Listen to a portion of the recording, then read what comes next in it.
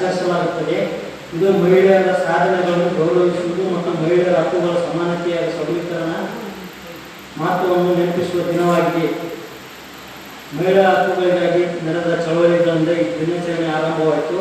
1908ರಲ್ಲಿ ಅಮೆರಿಕದ ನ್ಯೂಯಾರ್ಕ್ನಲ್ಲಿ ನಗರದ ಮಹಿಳಾ ಕಾರ್ಯಕ್ರಮ ಉತ್ತಮ ವೇತನ ಮತ್ತು ಉತ್ತಮ ಕೆಲಸದ ಪರಿಸ್ಥಿತಿಗಾಗಿ ಪ್ರತಿಭಟನೆ ನಡೆಸಿದರು.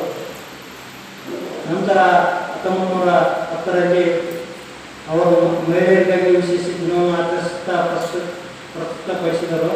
1975ರಲ್ಲಿ ಯುನೈಟೆಡ್ ನ್ಯಾಷನಲ್ ಅಧಿಕೃತ ಮಾರ್ಚ್ 8ರಂದು ಅಂತಾರಾಷ್ಟ್ರೀಯ ಮಹಿಳಾ ದಿನವನ್ನಾಗಿ ಆಚರಿಸಲು ಪ್ರಾರಂಭಿಸಿದರು.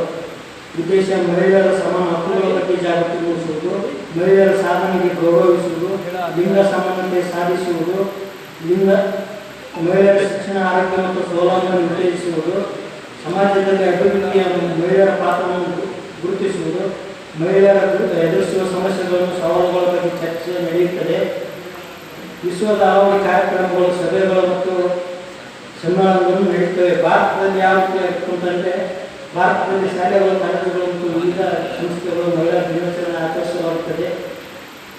ಮಹಿಳೆಯರ ಸಾಧನೆಗಳನ್ನು ಗುರುತಿಸಿ ಸನ್ಮಾನಿಸಲಾಗುತ್ತದೆ.